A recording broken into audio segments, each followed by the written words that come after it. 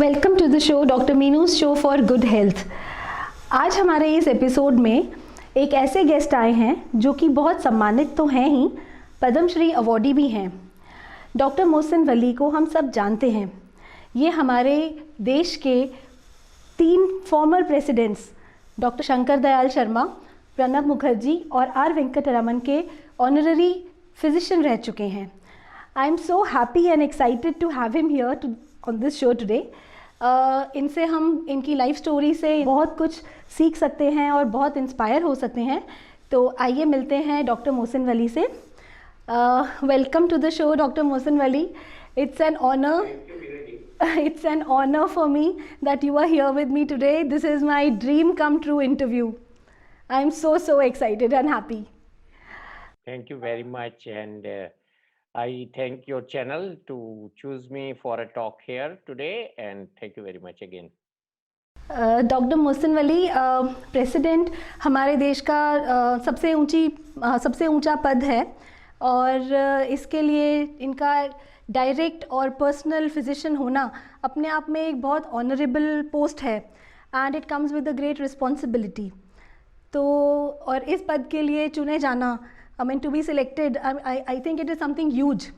और एक बार होने के बाद again for the second time and then yet again for the third time, I mean it's a big thing and I'm so excited to know आप इस मुकाम तक कैसे पहुँचे। I want to know something about this. देखिए, सबसे पहली बात तो ये है, जिम्मेदारी बहुत बड़ी थी और बहुत ज़्यादा थी। और मेरे माँ बाप ने मुझे बचपन में 2 चीज़ें सिखाई थी। माँ ने सिखाया था कि हमेशा सत्य का आचरण करो, और बाप ने सिखाया था खूब मेहनत करो। तो इन दोनों के कॉम्बिनेशन से मुझे फ़ायदा हुआ। मैंने हमेशा सच्चाई की राह पर चला और जितना हो सका उतनी मेहनत की। मैं लोगों से अभी भी कहता हूँ कि जब तक मैं नौकरी में था, उसके बाद भी तो मैं कभी भी अपनी नींद भर के अपने हिसाब से नहीं सोया, मरीज़ों की और अपनी ड्यूटी की रिक्वायरमेंट से सोया जागा। तो पूरे ये ऐसे ही मेरे 65 साल जब तक के मेरा रिटायरमेंट हुआ गुज़रे, और उसमें मुझे कहीं भी कोई तकलीफ़ नहीं हुई। मुझे बचपन से ही चूँकि मेहनत करने की आदत डलवा दी गई थी, इसलिए मुझे कभी भी कोई तकलीफ़ नहीं हुई। और डॉक्टरी में तो हमें भूखा-प्यासा भी रहना पड़ता है, एक टाँग पे खड़े भी रहना पड़ता है, और अपने हिसाब से हम कुछ नहीं करते, जैसी हमारी ज़रूरत होती है, उसके हिसाब से हम करते हैं। तो अगर ये चीज़ सब लोग फ़ॉलो करें, तो हमारी राह जो है बहुत आसान हो जाती है, चाहे काम कितना भी कठिन हो। और आपने ठीक कहा, वर्ल्ड में कहीं भी, किसी भी कंट्री में कोई एक डॉक्टर ने 3 हेड्स ऑफ़ स्टेट की सेवा नहीं की है। ये बहुत बड़ा मुझे एक मौका मिला और बहुत बड़ी ज़िम्मेदारी थी। और जब लोग ये पूछते हैं, इस सवाल का जवाब मैं यही देता हूँ कि ये जो भी ऑनर्स आपको मिले हैं, इसका एक शेर है कि मर्तबे और ये पोज़ीशंस जो भी आपको मिली हैं, वो सब क्या है? माँ-बाप की दुआ है और खुदा का करम है, ये इसी से मिलती हैं। ये आपकी काबिलियत से नहीं मिलती खाली। जी जी, बहुत अच्छी बात कही आपने। डॉक्टर साहब, कुछ और भी अपनी लाइफ जर्नी के बारे में बताइए ना। देखिए, हम बहुत छोटे शहर के थे, बिजनौर के, और हमको वहीं रहना पड़ा 12वीं क्लास तक। उसके बाद प्री मेडिकल के लिए हम अलीगढ़ यूनिवर्सिटी 1 साल रहे, क्योंकि एज कम थी प्री मेडिकल के लिए, 17 साल नहीं थी। हमने 16 साल में ही 12th क्लास पास कर लिया था। तो फिर हमने कई मेडिकल कॉलेजेस के एग्ज़ाम पास कर लिए थे। फिर हम यूपी में ही रहना चाहते थे, इसलिए कानपुर मेडिकल कॉलेज में रहे और वहाँ भी बहुत मेहनत की। Second year onwards I was always one number 1 in the class.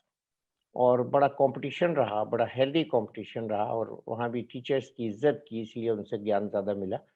तो ये था। और ओटी वगैरह में मैं रात को रुक जाता था, 8 बजे के बाद जब क्लास ख़त्म हो जाती थी शाम की, तो मैं रुक जाता था। और मुझे इतना आनंद आता था ऑपरेशन थिएटर में कि मैं 2-2 बजे रात तक वहाँ खड़ा रहता ओह माय गॉड। था। और जब कई महीने तक ऐसा हुआ, तो सब लोगों की नोटिस में ये बात आ गई कि ये लड़का जो है खड़ा रहता है। तो वो हमको पूछने लगे कि आप अगर असिस्ट कराएँ, तो जब उनके जूनियर डॉक्टर्स खाना खाने जाते थे, तो मुझे वॉशअप करा लेते थे।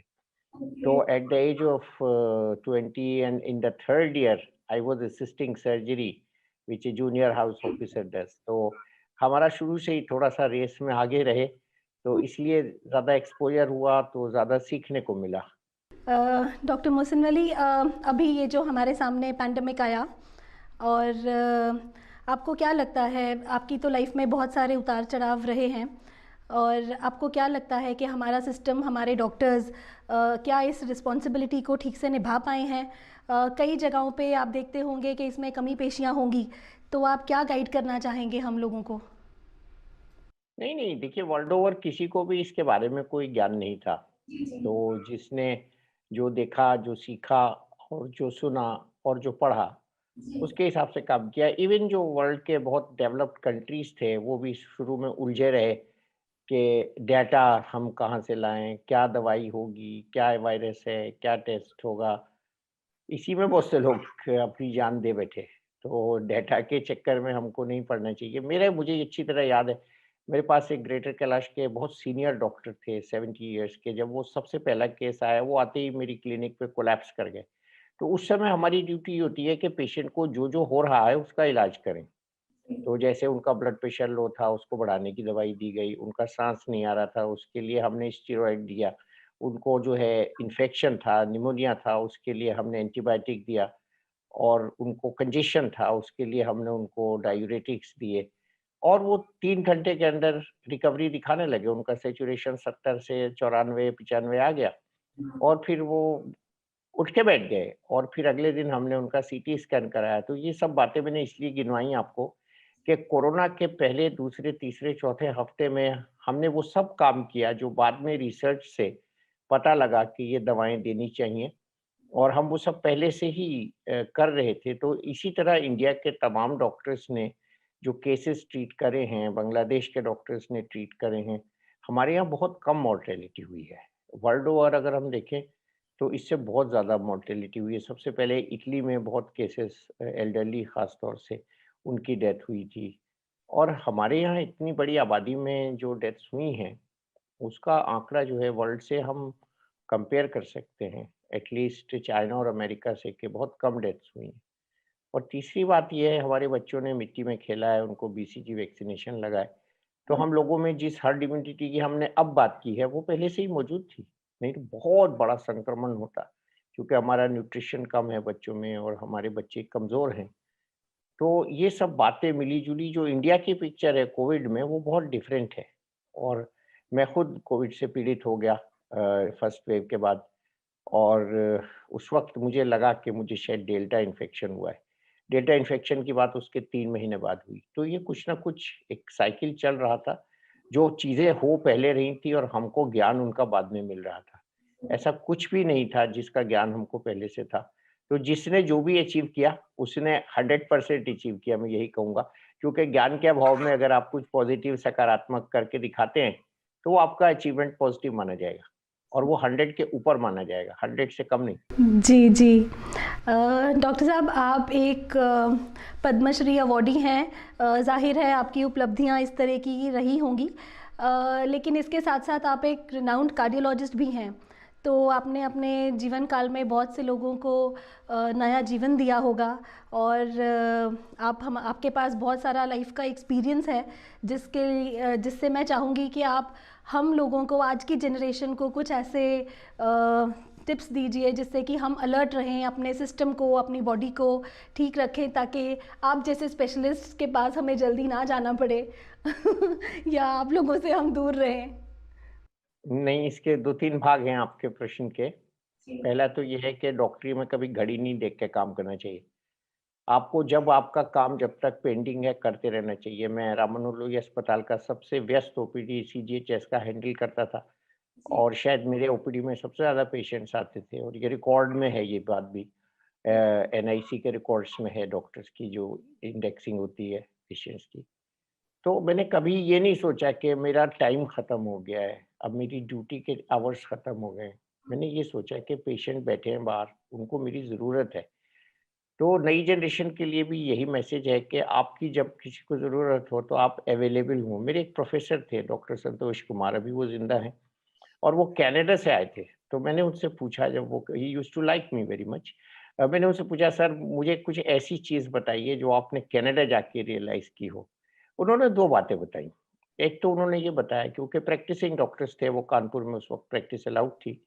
उन्होंने ये बताया कि एक तो आपकी अवेलेबिलिटी बहुत डिपेंड करती है आपकी सक्सेस के लिए, कि आप जितने अवेलेबल हों पेशेंट को, उतनी आपकी सक्सेस होगी लाइफ में। और उस वक़्त मोबाइल फ़ोन भी नहीं होते थे, तो लोग घर पे आके घंटी बजाते थे डॉक्टरों की और आप निकल के आते थे और उनको देखते थे। दूसरी उन्होंने ये बात बताई कि अपने बॉस की सेक्रेटरी को कभी नाराज़ मत करना। उसका मतलब ये है कि हमें अपने बड़ों को कभी नाराज़ नहीं करना चाहिए, क्योंकि बॉस की सेक्रेटरी का मतलब ये है कि आपका फीडबैक, आपको जो आप काम कर रहे हैं, ये नहीं समझना चाहिए कि आपका बॉस देख रहा है या नहीं देख रहा है, बल्कि आपके आस-पास जो लोग हैं, वो देख रहे हैं। और वो ऐसा जैसे कि कैड आता है ना सीपी प्लस कैमरे का, कि ऊपर वाला देख रहा है। तो हमेशा हमको जब हम कोई काम करते हैं, मैं एटलीस्ट ये समझता हूँ कि मुझे ऊपर वाला देख रहा है। मैं जब कलम उठा के कोई नुस्खा लिखता हूँ, मैं ये समझता हूँ मुझे ऊपर वाला देख रहा है, मैं गलत ना लिखूँ, मैं महँगी दवा ना लिखूँ, मैं इस गरीब मरीज़ को जो ₹2 के कैप्सूल से फ़ायदा हो सकता है, उसको ₹200 का कैप्सूल ना लिखूँ। और मैं अपना ऑडिट करूँ, सेल्फ ऑडिट। तो आप गलती कम करेंगे अगर आप काम करते समय ही उसका आकलन कर लेंगे कि ये क्या मैं दवा ठीक लिख रहा हूँ, क्या इस दवा से कोई नुकसान होगा, क्या ये दवा इस मरीज़ के लिए महँगी है या क्या ये दवा मरीज़ खा नहीं पाएगा। और ये सब चीज़ें उस वक़्त मैं इसको सेल्फ ऑडिट कहता हूँ। सेल्फ ऑडिट का मतलब आप अपना अग्नि परीक्षा वहीं पे दे दीजिए जहाँ आपका कलम चलना शुरू हुआ है। तो आपसे गलतियाँ नहीं होंगी या कम होंगी। तो ये सब मैंने ध्यान में रखा। और जहाँ तक बात है कि अ, अवेलेबिलिटी की, और इसी अवेलेबिलिटी में आपके सारे आगे का आंसर छुपा है। गोपाला टावर्स में आग लगी थी दिल्ली में, जो लोग रहते थे पहले उनको पता है। और लंच टाइम था, मैं पंत हॉस्पिटल में था और बॉस के पास फ़ोन आया लेफ्टिनेंट गवर्नर साहब का, और जगमोहन साहब लेफ्टिनेंट गवर्नर थे। तो बॉस ने देखा कोई डॉक्टर है, तो मैं ही था खाली हॉस्पिटल में लंच टाइम में, बाकी सब लोग लंच के लिए गए हुए थे, वो बिल्कुल ठीक गए हुए थे, गलती नहीं थी। तो उन्होंने सबसे पहले एम्बुलेंस में मुझे बिठाया और फ़ौरन रवाना कर दिया, और I was the first doctor to reach at Gopala tower fire. तो ये उस वक़्त मुझे रियलाइज़ नहीं हुआ कि मैं पहले आया हूँ और ये बहुत अच्छी बात है। बाद में मुझे मालूम हुआ कि कितना मैंने एक्स्ट्रा काम किया, जब तक मैं आधा काम कर चुका था, जब दूसरे डॉक्टर आना शुरू हुए, दूसरे हॉस्पिटल से भी, एक बात। दूसरी ये बात है कि कभी मना नहीं करना चाहिए, जो पेशेंट्स आपसे कहें या जो आपके बॉस आपसे कहें, उसको मना नहीं करना चाहिए। और तीसरा, हमारे बचपन में टीचर्स ने एक श्लोक अभी याद आ गया मुझे, आपने सवाल पूछा तो। उन्होंने बताया था, काक चेष्टा बको ध्यानम श्वानि निंद्रा कथे विचे अल्पाहारी गृह त्यागी ते विद्यार्थी के पंच लक्षणम।